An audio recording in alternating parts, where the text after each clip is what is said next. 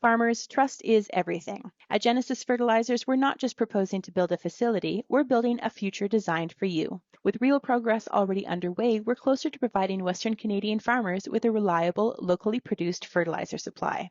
Now is the time to take control of your farm's future. Learn more at genesisfertilizers.com/credibility.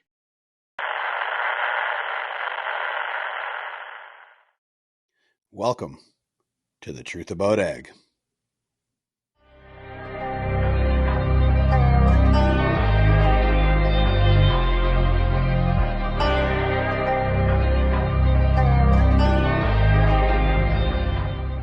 Welcome to the Truth About Ag podcast, distributed under the RealAgriculture Media Network and powered by the Hebert Group of Companies. I'd like you to like, share, comment, and subscribe wherever you get your podcasts. And we're also brought to you by Farmer Coach, the only entrepreneurial producing coaching program in Canada, as well as Maverick Ag. Let us help you build your legacy. So today, another big farm for the group. So instead of letting Kristjan lead usually on these, Jordan, first I want to thank you for coming on, but I want to give you a bit of a softball off the start. So I looked at the website. I know a little bit about you and the farm. Founded in 1899, fifth generation. Why don't you give us the play-by-play of how it started, and then where you came in, and the transition side, and how you grew it? Yeah, you bet. Good morning, guys. 1899, it's got some significance. It's on our email handle. A lot of our branding as well is done with the 1899 moniker. The records I have was 1897 was my great-great-grandfather came over, checked things out, came over from Odessa, Russia at the time. And the consensus was that things looked good. They could make a go of it here, and he went back and brought the first round of the Kambeitz family here in '99. They set up shop just north of Sedley, Saskatchewan, survived the first winter on their first quarter, and fast forward a few generations. I'm the fifth generation. My father and uncle were the ones ahead of me, and I was the only male Kambeitz left in the lineage. And I know my grandfather's last words were some words of encouragement and influence, and wanted to carry on the legacy. It wasn't a sexy time in agriculture, though. In the 90s, when I was going through high school and pondering what my future looked like, and I was really steered away from it. There was no conversation at the dinner table regarding ag, farming, any of that stuff. It was, go to university, get a job in accounting, finance, whatever it is, and make a go of it. So I think it was in my blood. It was a bit of a passion project for me, was, researching and investigating where the opportunities would lie in agriculture. And that led me down to a path at U of R in Regina. I did a degree in finance, and then went back and did a bachelor's in economics. And from there, did a few work terms at Farm Credit Canada. The last step there was in their audit department. And then I ventured off working for Agriculture Canada and some of their ad hoc producer support payment programs. Learned a lot on what was working and what wasn't working in agriculture and primary production, everywhere from British Columbia out to the Maritimes. Got to see it all.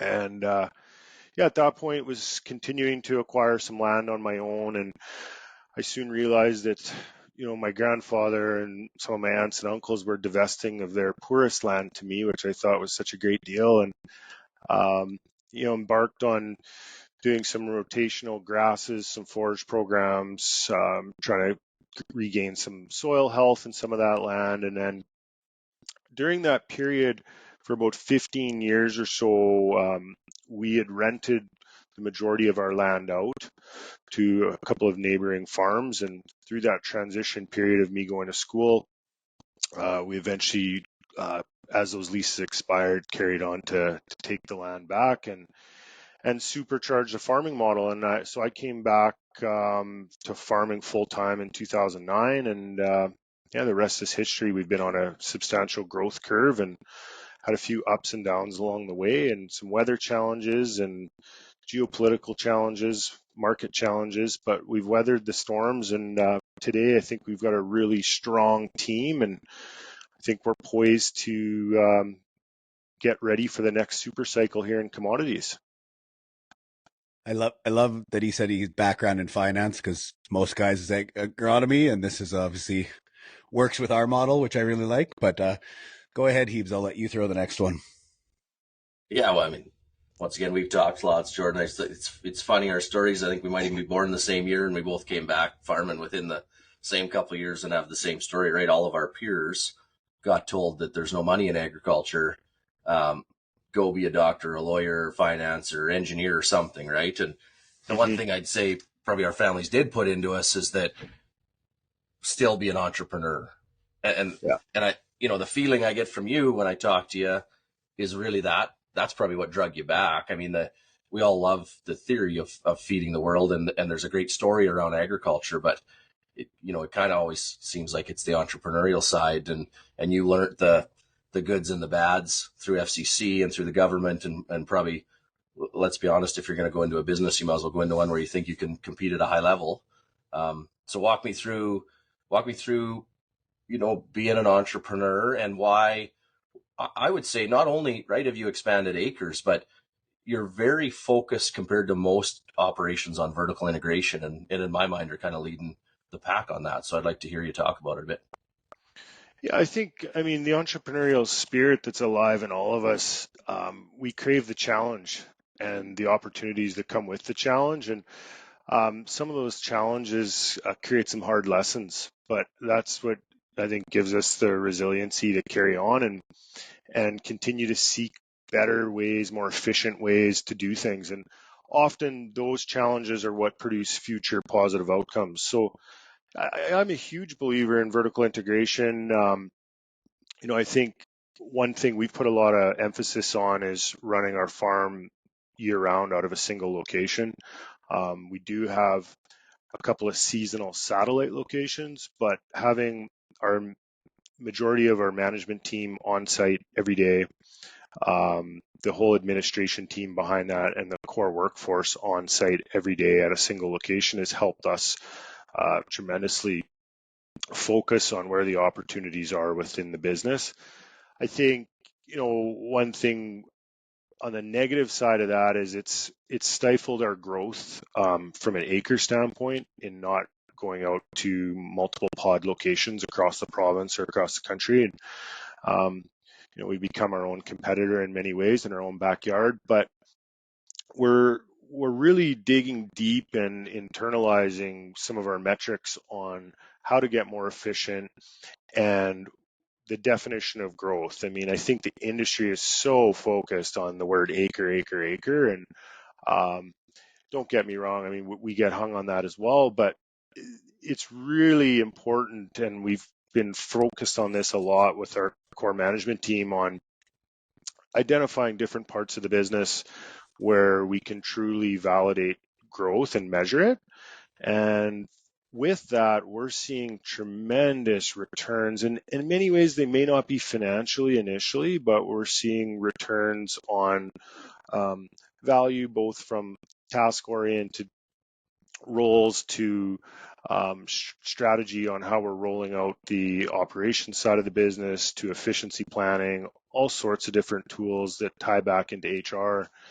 I think the fruits of that are going to be seen in time. But ultimately, that the whole goal of that is to lead to financial gain at the end of the day, and allow us to pursue the next opportunity. Yeah, so you kind of opened the door with HR there, so I wanna dig a little deeper on that one. I mean, obviously, I came across to Hebert Grain Ventures from a public accounting firm. So give me kind of your thoughts. Like, most of your management, did they come up through the farm? Did you progress, mentor, or did you actually go out and bring in professionals to build that management team around? A little bit of both. I'd say the majority of it progressed through the industry and through our organization. One that had a bit of a dual approach or dual channel was Jason. He's my brother-in-law and vice president of the farm, and kind of master of everything, real focus on accounting.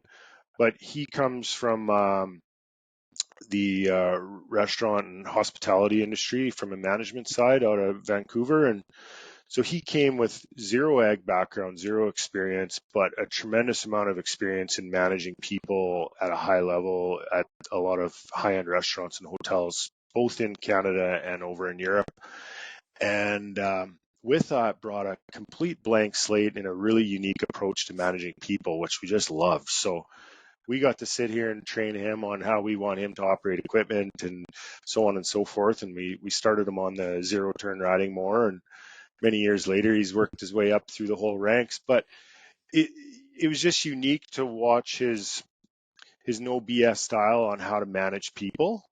And at the end of the day, I don't care what industry you're in, and he reminds me of it all the time, people are people and you got to manage them. And so it's really created the foundation for us to build an awesome culture amongst our workforce. And as much as we pride ourselves in running it like a business, I think a lot of the family values aligned with that have been a great compliment. I think too, like talking two pieces of that, talking to you and Jason, right? The neat part is we talk all the time that we learn lots from other business owners, not from other farmers, right? And the processes and the employee or the team member journey and the customer journey, some of those things he can explain out of the restaurant industry versus the farm was fascinating the first time I heard it. And, I'll ask your opinion on this. I've kind of changed so we agree too on family values, but we actually kind of switched the theory in that trying to build a culture like a sports team, right? We want a dynasty of whether it's Tom Brady's Patriots or Vince Lombardi's, Packers. And in a way, right, they love each other like a family, but they drive each other like a business. In other words, if you don't make the cut anymore, there's still a risk you might not get to be part of this group. But at the same time, I got your back in anything you do, right? And it was, we've been talking about it a lot lately, is that, you love like a family, but drive like a dynasty. And it's the more people buy into that, it's crazy how much they drive each other and drive us, right? They make me get up every morning to try and be better because I got to try and stay in front of them. No, for sure. I mean, you nailed it. We use sports analogies all the time. Jason himself was a very accomplished collegiate basketball player at several different universities in Canada, and we got lots of ex-junior hockey players that work for us.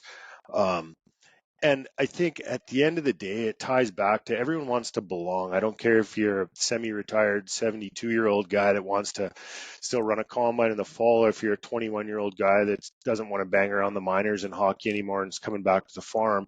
You want to belong to a team. And so we play off those analogies all the time. And for us, harvest is the playoffs. I mean, if you want to talk about project management, whether you break, seeding, spraying, harvest, and logistics into mini project management programs, but it's no different than, spring training, leading into regular season and then the playoffs. And so for us, we lead on that a lot. So I'm glad to hear that, Kristjan. I think, I haven't asked this one on a podcast before, but and we'll get some eggs thrown at us for this one and it all goes back. The reason the eggs will get thrown is in agriculture. The number one thing we hear on the coaching side, right, is HR. But it's funny, once the farms kind of get a theory of how you're going to be different and find people, and then secondly, actually be willing to delegate. I mean, the statement that group then starts talking about is like, we grow our way out of problems. Like one of our issues a lot of years when we do our review is that we have a lot of good people that don't want to be in the same seat they are today. They want upside on their career and as part of the sports team, right? And so it's, that's the feeling I get from you guys and you and Jason, is that you've created this group that sometimes it has nothing to do with acres. You don't care. You're growing your way out of great people because those great people are pushing you to grow so that they can grow personally and be part of it, right? Yeah, absolutely. And it's a bottom-up approach in that. I mean, we're getting the next round of guys that want to be middle-level leaders and eventually be the guys that are making the calls and a big part of the management team. So it's interesting, and it forces growth in a way. Our farm manager, his name's also Jason. He was a grade 5 school teacher, and grew up on a mixed farm, and same thing. He went back to university and became a school teacher because parents thought it was a great idea to get out of ag, and it just ate him up looking out that window and at the beginning of September, and knowing the guys were out in the combines, and eventually he came back, and so he brings a whole nother dynamic for us on the process of learning, teaching, and the foundational roles of the mentorship in our program. And we're finding great success with that. You get these 19, 20, 21-year-old guys that they want a career in ag, and they want to learn how to become the next leader in the organization. I got two things. First of all, I noticed you didn't mention Ovechkin when you said dynasty, so that one hurts me a little bit. Purposely. Well, I think he's down a leg, I think, now, isn't he? Yeah. Saved a record for this year. Yeah. They won't let his walker out on the ice to score the last few. Secondly, the big one for me is that, like, we see it in industry all the time. I mean, when I started in the public accounting field, I knew where I wanted to go. I wanted to, manager, senior manager, partner. There's always that career projection, and no different. The firms and the businesses outside of ag have to grow to continue to bring good people on. Yeah. So I mean, it's not outside the realm. Like, we're not bringing that big aha moment. We're just copying other industries. For sure. But like Kristjan said, it's seen as not success when you start growing. And yet both of you have mentioned to me you this time, and Kristjan's mentioned it multiple times. The growth was not because we care about the acres or care about growth. It was more, we love the team, we love the culture, and they're actually referring people to us. So we're getting to the point where we're bringing guys on. We don't even need them yet, but we know that we're going to continue to grow. Yeah. Absolutely. Yeah. I mean, our policy is we're always hiring, and whether we need it or not, I mean, we'll never turn down a great person. So whether that person is great in experience or great in mind and body, we will not turn them down. So it's been great. I mean, HR for us has not been an issue. I feel like our proximity to the city, we're on highway, and the culture speaks for itself. We get a ton of referral work for HR, and so it's been great. We got great retention. We have great seasonal retention and a real nice mix. So to your point, yeah, sometimes you're hiring guys that you don't need. Yeah. You may not need them today, but you're going to need them tomorrow. Well, like I said, I think it forces us, at the top to, one, have a growth mindset, but two, it forces you to delegate faster, because if you don't have enough people, you're always going hands in. You have to. There's no other way to get it done. Yeah. But as the team gets better and better, it's got to be pretty well-known statement around here. If you want to make more money, make Kristjan's life easier. But the problem is once they understand that, they're pushing you to keep coming up with new ideas, whether that be growth or vertical integration or process improvement or efficiencies, because they're hungry to do things better, right? And they're looking for that guidance and to be part of the idea, brainstorming to come up with those. Those are some of my most favorite meetings. Are that, a month after, 2 weeks after seeding, 2 weeks after harvest, you do the debrief, and everyone assumes it's going to be this major idea, right? And I can remember this year after seeding, the best idea was the rock picking crew asked for their own radio channel so they didn't have to listen to the guys in the seeders. They're just shutting them off. It's like, so $150, we can make your life easier. Yeah. But it's sometimes those little things like you talked about, right? So how soon, Kristjan, before they kick you out of the combine? I'm not allowed in one very much right now. Yeah. To be fair, Jordan, I make more money if he's not in the combine seat. So there's a big push. Yeah.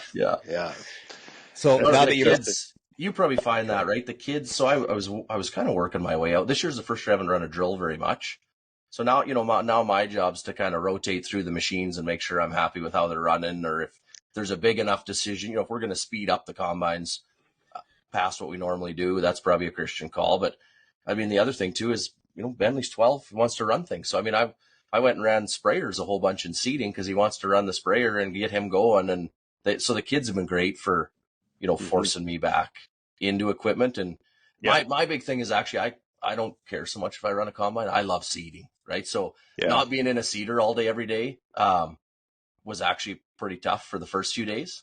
But it's just that teeter-totter, and I'm sure you have it too, is that I realized in life, I actually get way more satisfaction out of somebody on my team or in my, in my family doing something better than I can. That makes me more excited than doing it myself. So for it to just run when I wasn't out there, I mean, that's pretty fulfilling a lot of days. For sure. No.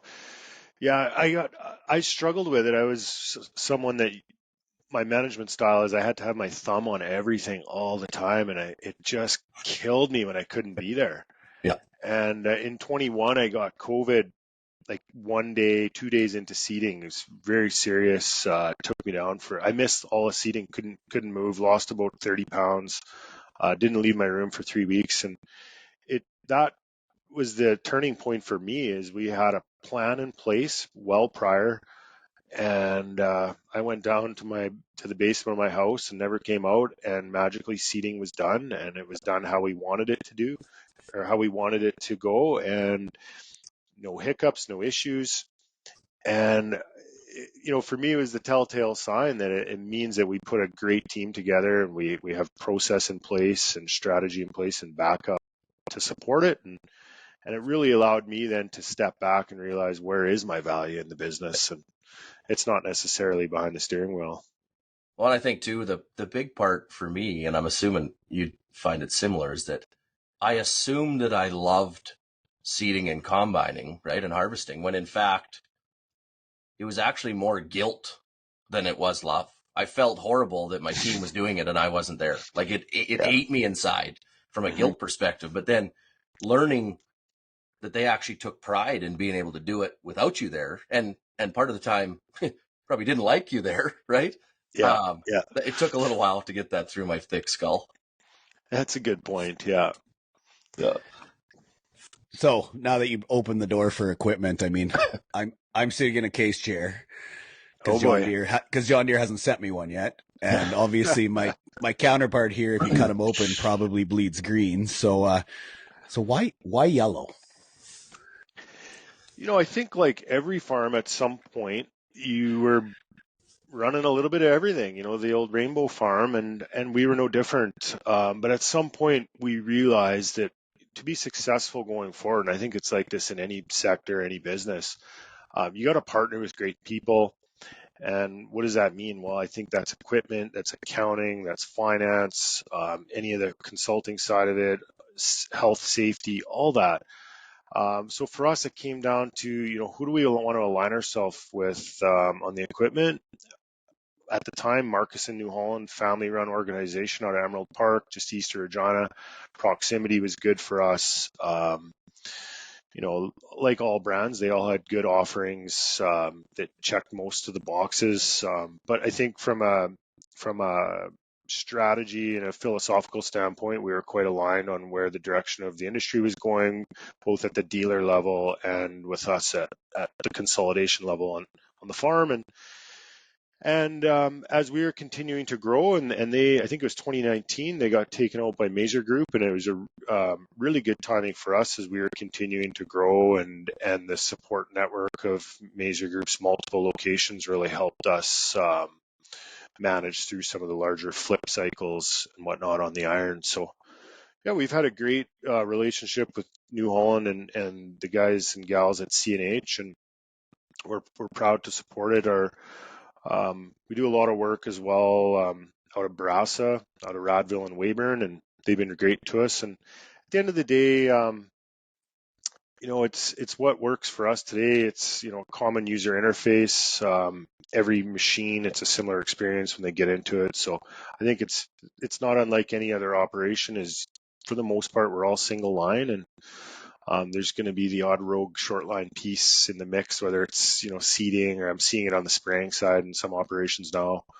But yeah, we're happy with it. They've been great to us.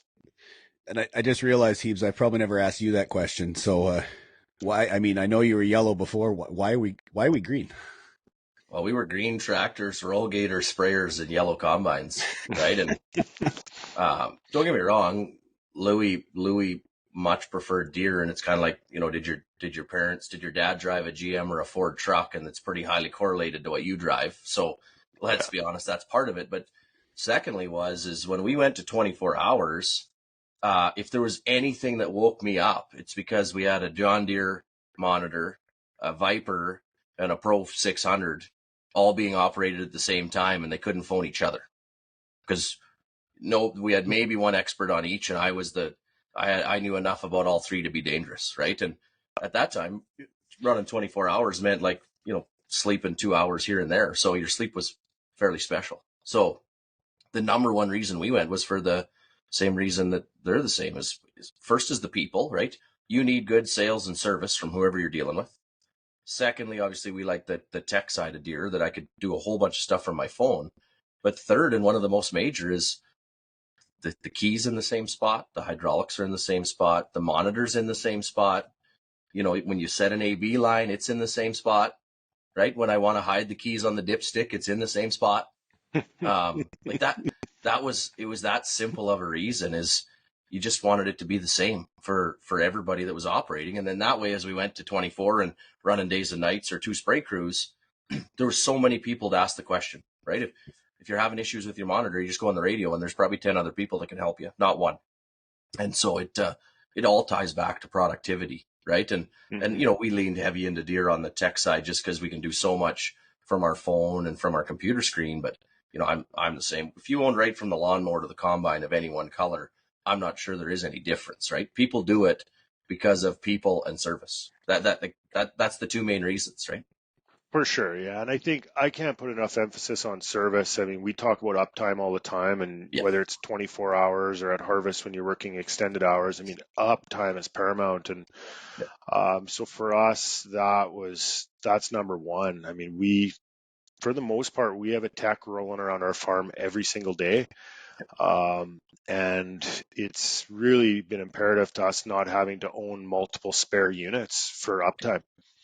I don't care whether they got 0 hours on the engine or 500 or 1,000 or 5,000, they're going to break down at some point. So, and yeah, the tech side, I mean, we're a little jealous of you John Deere guys for the last few years, but I think we're slowly catching up in the CNH front, and we're excited to see what's coming down the pipe. But I think, for the most part, and we're all familiar with some of the third-party offerings that are out there now, and that's been bridging the gap for us. So. Yeah, and for me, like that, when I came across here, obviously JD Ops is God when you're sitting in an office in Saskatoon 5 hours away. So So even though I'm red, I got no complaints on that side. So for sure. So I wanted to take us a little bit of a different route here, Jordan. So I understand enough to be dangerous, but I've seen on the website the KF identity integrity side of the business. Can you give us a bit of a roundup of that, almost that field to fork discussion, and why you guys are broadcasting it and why you're going down that route? Yeah, I'm a big believer, through vertical integration or not, that our future is direct, or more direct than we are today for our end customers. So I think, as Kristjan would probably relate, we're getting to the scale and size now where 1 or 2 or 3 farms collectively can now be the annual support of, whether it's a pasta company, a boutique mill company that likes a certain baking characteristics for their bread, whatever it is, we can be sole suppliers to that. And so for us, traceability is paramount.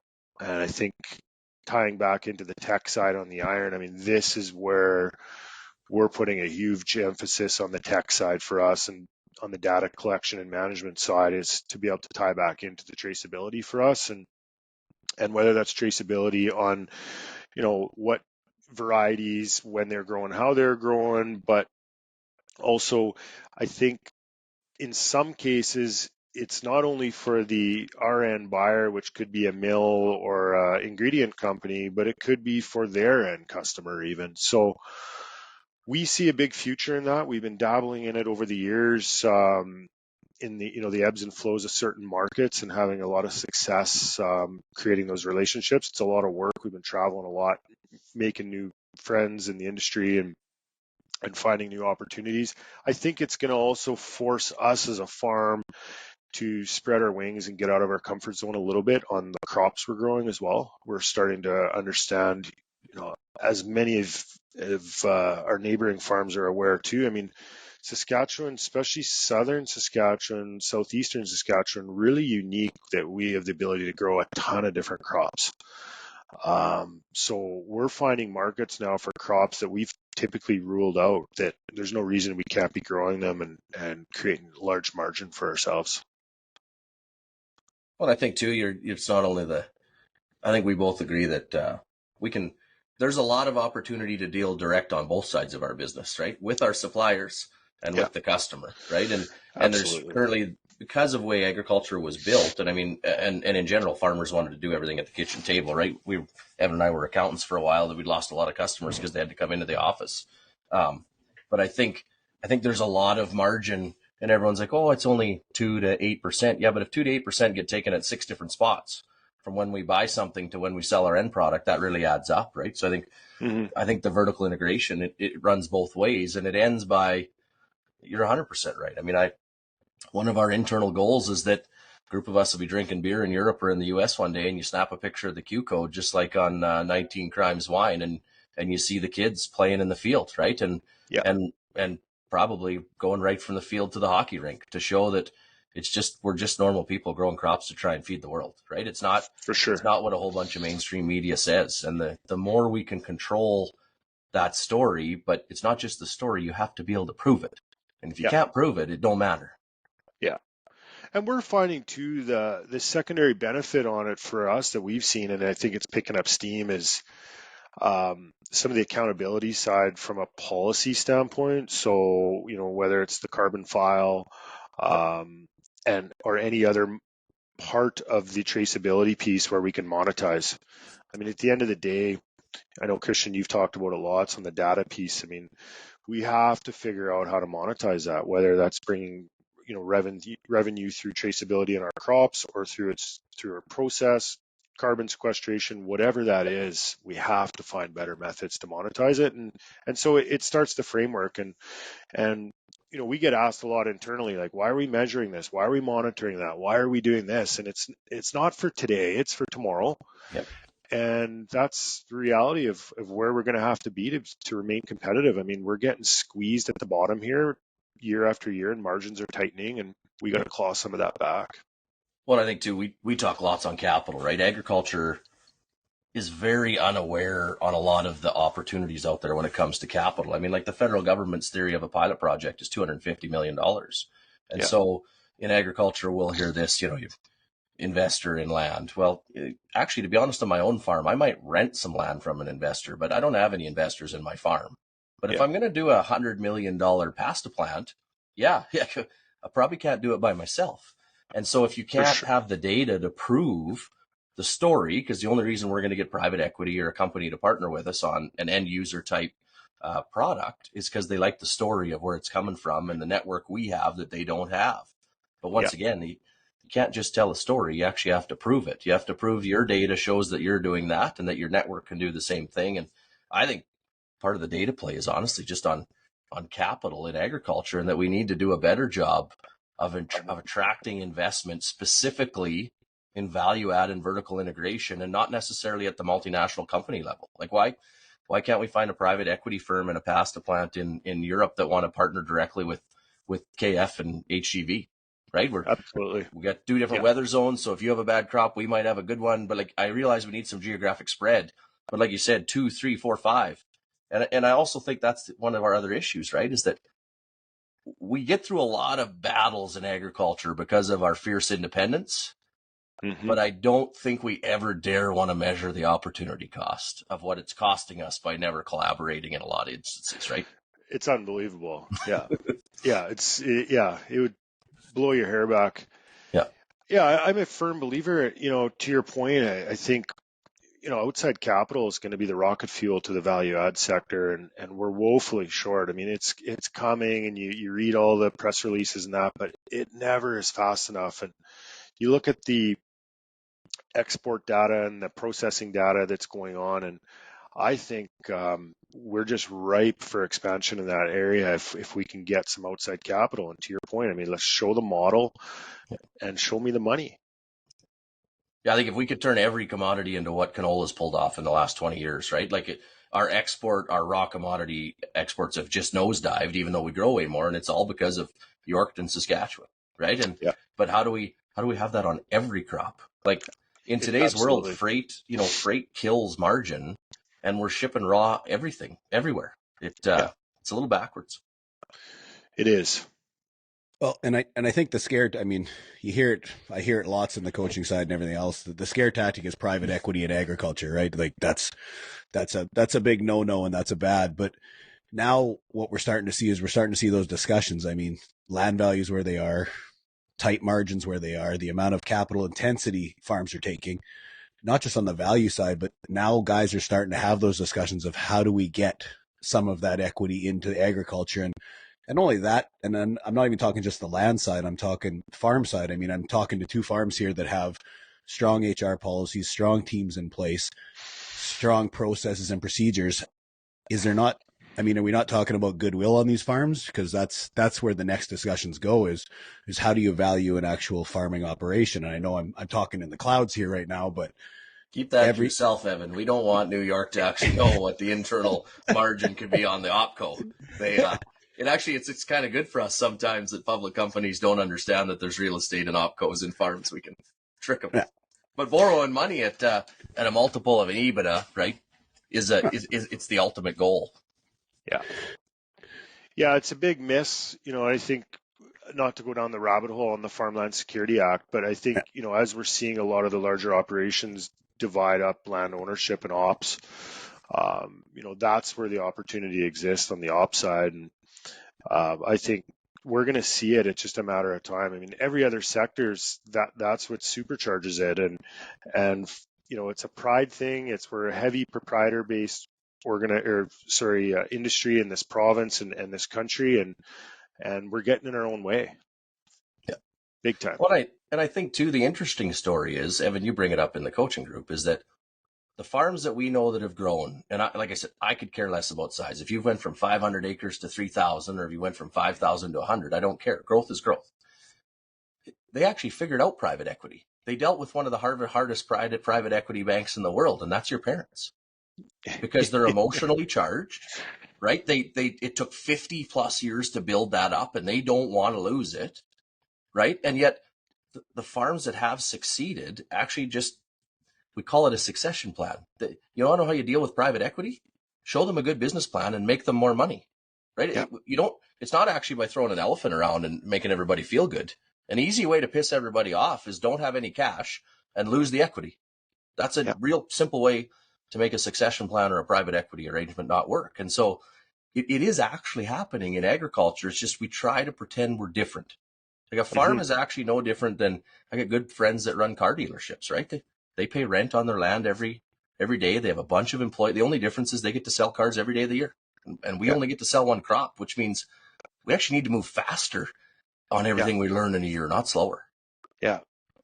Yeah, I mean, you talk about business cycles. Jason, coming out of the restaurant sector, I mean, he always talked about it. We had 365 business cycles a year.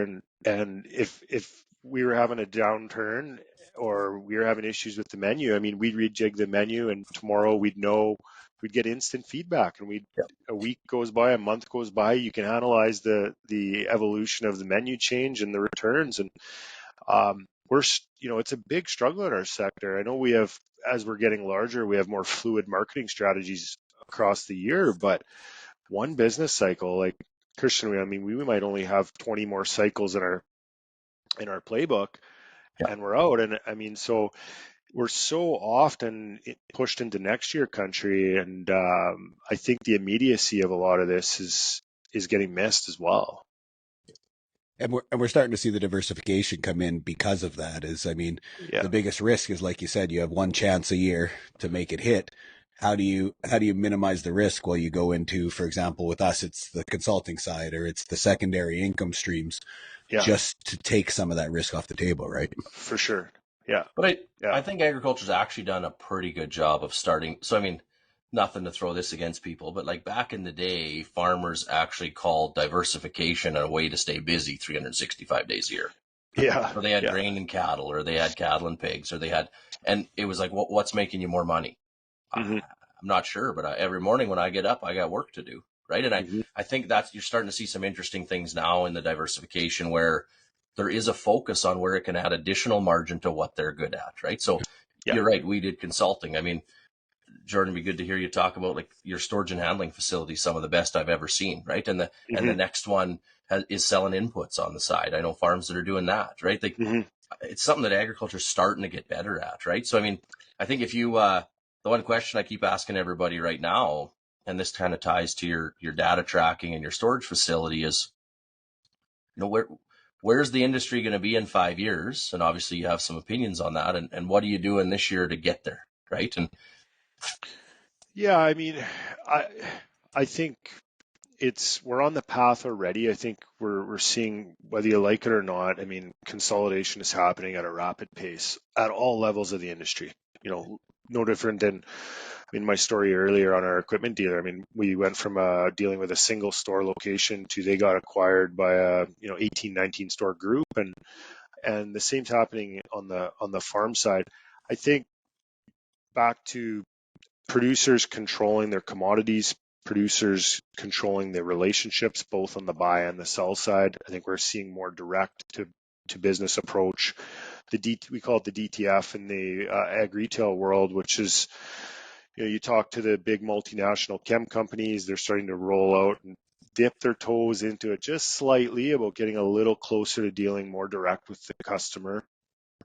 I think the one uncertainty in my mind is policy. I think we've seen a big change in the U.S. from a government standpoint. I think we're all expecting a change on this side of the border here next year.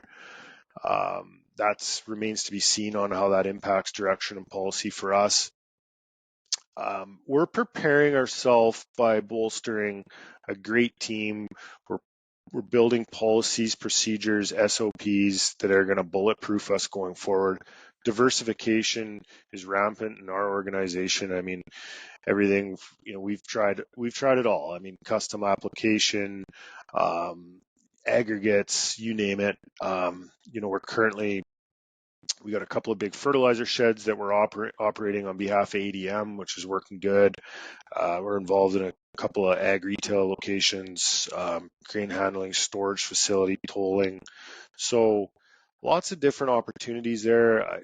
My encouragement is for people to get out of their box. I mean, I was always told, stay home, stay stupid. We're trying to get out, meet with other farmers, other people down the value chain of ag. We're trying to broaden our wings a little bit and get out to farm shows, whether it's in Europe, US, South America. Everywhere's doing it a little different, and it may be from the field operations side to the business side to the value add side, but there's opportunity out there. We got to find it. Hebes, why don't you answer the same question before we close off here? Where it's going to be in 5 years. Tell me where I'm going to be in 5. Yeah, I think it's funny. Jordan, I come up with a question, but this would be more typical that Jordan and I would talk about at a rink at about 7:45 a.m. in the morning when there's nobody else to talk to and we're watching hockey. But I'm the same. I think vertical integration right from our suppliers, multinational companies, right through to our customer is something that the farm can win at, right? People trust farmers and they want to have more direct relationships. And I mean, everyone currently is kind of scared of RFK, but if you look at it, like, he actually wants farmers and people to deal more directly with consumers. Do I agree with everything he says? No, but that all the hands in the pocket all the way through is tough.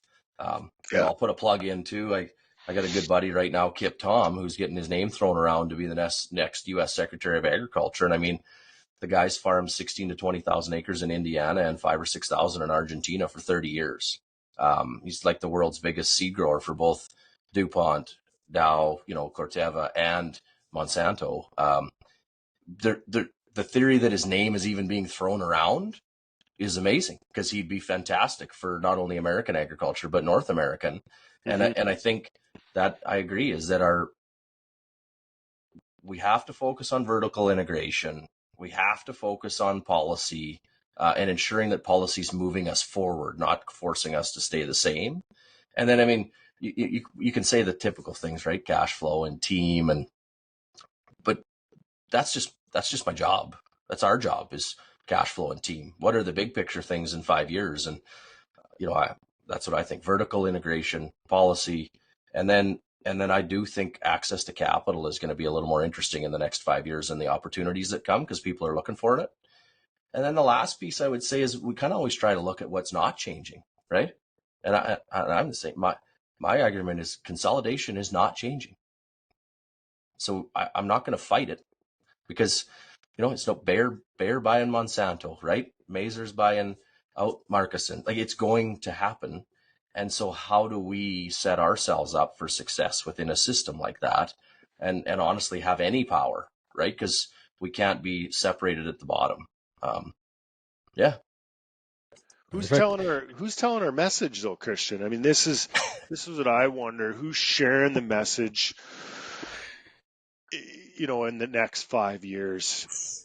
And the same, are we sharing the same message? I'm just struggling currently with, I feel like they're not all heading north. I mean, the messages are kind of going northeast and northwest, and maybe generally tracking the same end direction, but not getting there at the same time. And so the voices don't feel loud. And that's my concern is, how do we get consolidation of lobby groups or of our message for that matter? I thought we talked before that we were going to try to not piss anybody off more than normal. Yeah. So I mean, I'll take this back to data. This actually all starts with how the federal government defines a farm, right? In the federal government stats, there's 186,000 farms.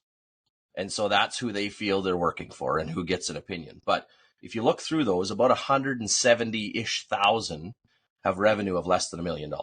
And I'm not saying someone with a revenue of 500,000 isn't a big deal. I'm just saying, in general, if you can have a net margin between 15 and 25 points, you're happy, depending on what industry you're in. So at $1 million of revenue, it's $150,000 to $250,000. That, for a family of 4 in Saskatchewan or in Western Canada, that's a job. So, we're catering to 186,000 voices when we have 170,000 jobs or hobbies, and we have 16,000 businesses that are actually moving the industry forward. And it's run like a democracy, right? It's why the wheat board took so long to get rid of. So I mean, I completely agree. Is that how do we focus on the future, knowing that some of the things that have been the same in the past are going to go away. I mean, I wrote a blog that Old McDonald went bankrupt years ago, so let's quit talking about him.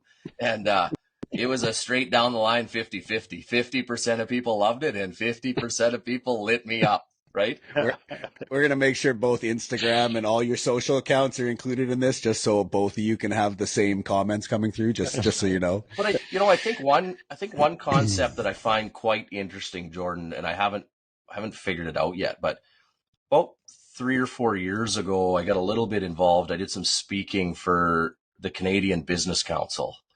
And I read the guy's book that started it, did some work with Alberta.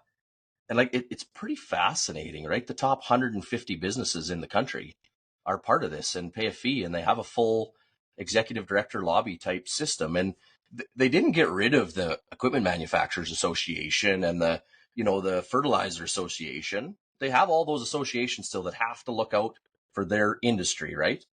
But what they did do is say, we're the biggest or the best 150 businesses in Canada. Maybe let's just kind of operate a little bit under the radar. We don't need to be flashy, but let the government know and let other countries know, if you need to come talk to somebody about what's actually going on versus what might be on the news, come to us. We can be a sounding board. We can tell you what we're looking at doing, because to be honest, we don't care what the government's doing. We're going to run our business the way it is. We value the associations because we want our industry to still be good, but we're here to talk about 5 and 10 years from now. And I've, don't get me wrong, I've woke up the odd night in the middle of the night and whiteboarded what would the Grain Farms Council of Canada or the Progressive Farms Council of Canada or the crazy, whatever you want to call it, what would it look like? And it can't just be 5 big farms out of Saskatchewan, right? It's got to be across. But what would it look like? What would we be asking for? But I do know one thing. I wouldn't be telling the federal government to spend 80% of their budget on historical programs versus the future. And And I mean, to calm this over a little bit, acres honestly have nothing to do with this, because when we talk about those farms that we'd be part of this, it's based on the mindset, the progressive, the guys who are actually looking out for the industry going forward. It has nothing to do with acres, and we've said that multiple times on this podcast. Is size is not just acres. I'll give a shout out to a really good friend of mine, and I haven't been in touch with him too much in the last couple of years. One of his teenage daughters just went through cancer, but his name's Mark Brock, and his wife is Sandy. They're out of Ontario. Mark was he was the head Ontario grain growers for a number of years. Sandy, some people know as Sheepishly Me. She's got a sheep farm outside Ontario, like huge YouTube following. They are phenomenally progressive people. They understand policy. They understand marketing. And I think they farm, 2,500 acres, maybe even less, corn and beans. They have a big sheep farm. They are in my top 5 most progressive operations I've ever met in the way they think. So I completely agree with you. It has nothing to do with acres. It has to do with revenue. It has to do with margins, and it has to do with, are you worried more about, we use 5 years because that's what we make a plan on, Jordan, right? But really, I mean, we were out in Victoria a bit this winter, and what did we talk about? We talked about that if you want to build a dynasty, you got to have something good enough that somebody might actually want to come back to. Yeah. And so when the kids go away to school, it's not my job to see if they're interested in agriculture. It's to have something for them that is interesting enough that they might come back because it's interesting and it's going to continue. And that's kind of in my mind what builds that group of 50 or 150 is, are you looking that far out? Like, do you want to have something that when you look back, people still talk about the quotes of Vince Lombardi and the Packers, right? And whichever sports team you want to talk about. And it's because they just continually found a way to be better than average for a very long time. Yeah, nailed it. All right. I think we've taken enough of your time, Jordan. So I want to thank you for coming on this morning. Hopefully it's not too much snow for you to remove after we're done this. Yeah, appreciate your time, guys. Always a pleasure. You betcha. And that is The Truth About Ag. Thanks for joining us. The Truth About Ag podcast is a proud member of the Hebert Group, which includes Hebert Grain Ventures, Maverick Ag, and Farmer Coach. We appreciate the support. Lastly, please like, comment, share, subscribe, and ring the bell. And if you have questions for a future podcast, please leave in the comments below. Thanks for listening.